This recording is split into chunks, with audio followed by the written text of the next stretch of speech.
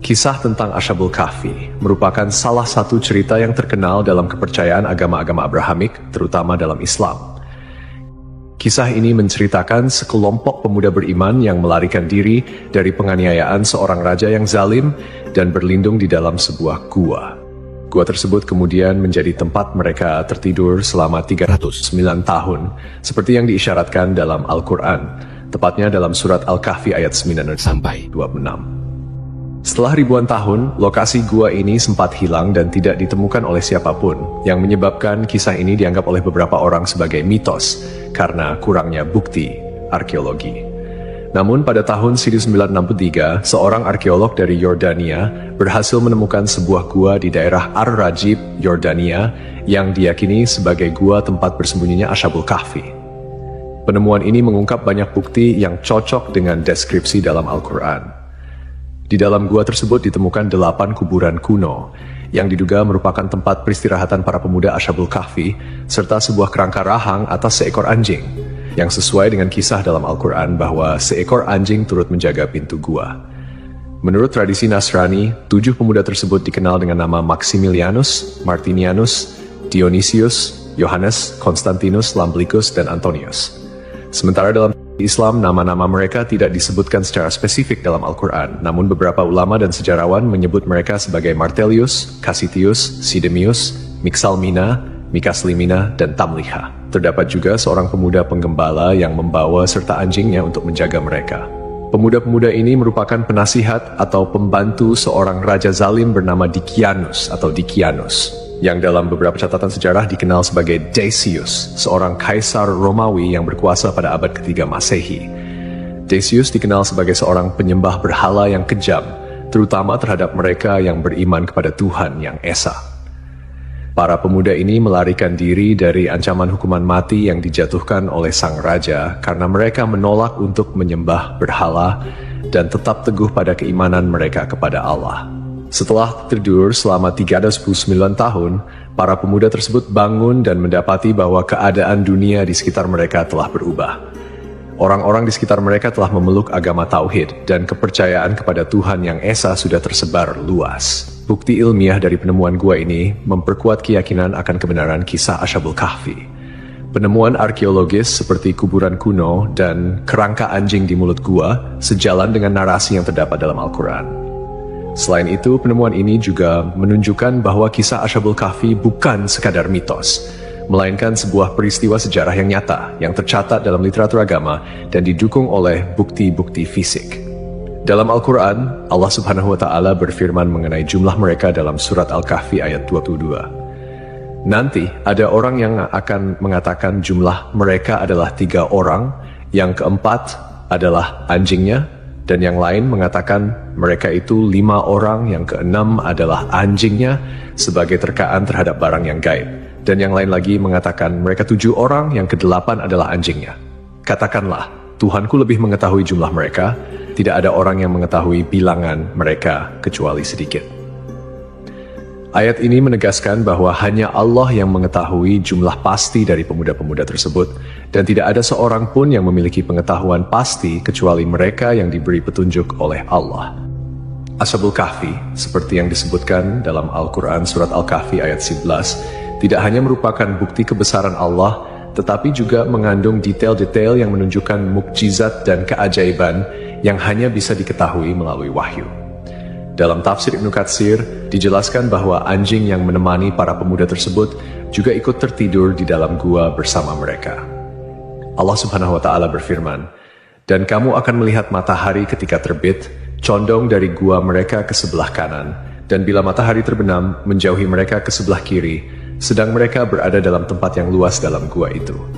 Itu adalah sebagian dari tanda-tanda kebesaran Allah. Barang siapa yang diberi petunjuk oleh Allah, maka dialah yang mendapat petunjuk. Dan barang siapa yang disesatkannya, maka kamu tidak akan mendapatkan seorang pemimpin pun yang dapat memberi petunjuk kepadanya. Para peneliti yang mempelajari gua ini menemukan bahwa celah masuknya sinar matahari ke dalam gua memang sesuai dengan deskripsi yang ada dalam Al-Quran. Celah gua di sebelah selatan mengarah ke barat daya. sehingga ketika seseorang berdiri di dalam gua pada waktu sore, sinar matahari akan bergerak ke arah kanan dan memberikan ruang untuk melihat pemandangan luar gua. Pada waktu siang hari, sinar matahari tidak masuk ke dalam gua, sedangkan saat matahari terbenam, sinar tersebut hanya sedikit dan sesaat memasuki gua. Fenomena ini sangat menakjubkan karena menggambarkan akurasi detail yang disampaikan dalam wahyu yang kemudian dibuktikan oleh penelitian modern. Selain itu, ditemukan pula tulisan dalam berbagai bahasa kuno di dinding gua yang mengisyaratkan tentang keesaan Tuhan. Ini menimbulkan pertanyaan besar, bagaimana mungkin Rasulullah SAW bisa mengetahui detail kisah ini yang terjadi 5 abad sebelum kelahirannya dan sebelum turunnya Al-Quran? Jawabannya jelas. Itu adalah wahyu dari Allah, menunjukkan bahwa Al-Quran adalah firman Allah yang mengandung kebenaran sejati. Meskipun ada perdebatan tentang lokasi pasti Gua Ashabul Kahfi, bukti historis, arkeologis, dan astronomis menunjukkan bahwa gua tersebut terletak di daerah Ar-Rajib, sekitar 13 km sebelah selatan kota Amman, Yordania. Beberapa sahabat Nabi Muhammad SAW seperti Ubaidah bin Al-Jarrah, Muawiyah bin Abu Sufyan, dan Ibnu Abbas pernah mengunjungi gua ini dan menyebutkan bahwa mereka melihat tulang belulang para penghuni gua. Bangunan di atas gua tersebut pada awalnya adalah sebuah gereja yang kemudian beralih fungsi menjadi masjid pada masa kekuasaan Islam. Di dalamnya terdapat pilar-pilar batu yang tidak sama tingginya, membentuk lingkaran yang diduga merupakan bangunan yang disebut dalam Al-Quran. Dan demikianlah kami pertemukan mereka dengan manusia, agar manusia itu mengetahui bahwa janji Allah itu benar, dan bahwa kedatangan hari kiamat tidak ada keraguan padanya. Seorang pakar geologi, Nazim Al-Kailani, dalam penelitiannya menyatakan bahwa tanah di gua ini memiliki peran penting dalam menjaga keutuhan kondisi tubuh para penghuni gua.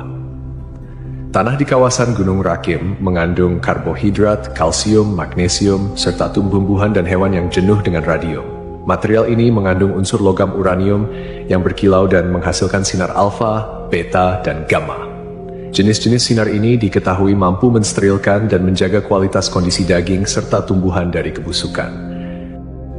Selain penjelasan dari sudut pandang teologis dan sejarah, beberapa ilmuwan juga telah mencoba memahami mengapa tubuh para pemuda Ashabul Kahfi tidak hancur meski tertidur selama lebih dari 3 abad. Dalam Al-Quran, terdapat petunjuk-petunjuk yang bisa menjadi dasar ilmiah untuk memahami fenomena ini. Allah Subhanahu wa Ta'ala berfirman dalam surat Al-Kahfi ayat 15, "Dan kamu mengira mereka itu bangun, padahal mereka tidur, dan kami bolak-balikkan mereka ke kanan dan kiri, sedang anjing mereka menjulurkan kedua lengannya di depan pintu gua." Surat Al-Kahfi. Dari ayat ini terdapat beberapa pelajaran yang bisa kita ambil, terutama terkait dengan bagaimana Allah menjaga tubuh para pemuda Ashabul Kahfi selama mereka tertidur. Salah satu cara yang dilakukan Allah adalah dengan membolak-balikan tubuh mereka, sehingga menghindari terjadinya ulcus decubitus atau pressure ulcer, yaitu luka yang disebabkan oleh tekanan berkelanjutan pada satu bagian tubuh. Jika seseorang berbaring dalam satu posisi dalam waktu yang sangat lama, aliran darah ke bagian tersebut bisa terhambat, yang akhirnya menyebabkan kerusakan jaringan karena kekurangan oksigen dan nutrisi. Dengan memutar posisi mereka secara berkala, Allah menjaga integritas tubuh mereka. Ibnu Katsir, seorang mufasir terkenal, juga menjelaskan dalam tafsirnya mengenai surat Al-Kahfi ayat 11 bahwa Allah dengan hikmahnya menjaga para pemuda ini dari sinar matahari yang berlebihan. Sinar matahari pagi yang lembut memberikan kehangatan dan sinar yang cukup untuk menjaga kondisi tubuh mereka tanpa menyebabkan kerusakan kulit akibat paparan sinar matahari yang terlalu lama. Ini sesuai dengan pengetahuan medis modern, First, yang menyatakan bahwa paparan sinar ultraviolet dari matahari dalam jumlah yang cukup penting untuk sintesis vitamin D dalam tubuh. Vitamin D berperan penting dalam metabolisme kalsium, yang penting untuk kesehatan tulang, sistem kekebalan tubuh, serta fungsi otot dan saraf. Namun, paparan sinar matahari yang berlebihan bisa merusak kulit dan menyebabkan penyakit. Dalam ayat yang sama, Ibnu Katsir juga menambahkan bahwa posisi gua yang terbuka ke arah utara memungkinkan sirkulasi udara yang baik, sehingga gua tersebut tidak menjadi lembab atau pengap. Ini juga memberikan petunjuk bahwa gua tersebut memiliki sirkulasi udara yang cukup untuk menjaga kesegaran di dalamnya. sehingga para pemuda itu tetap dalam kondisi yang baik meskipun tertidur dalam waktu yang sangat lama.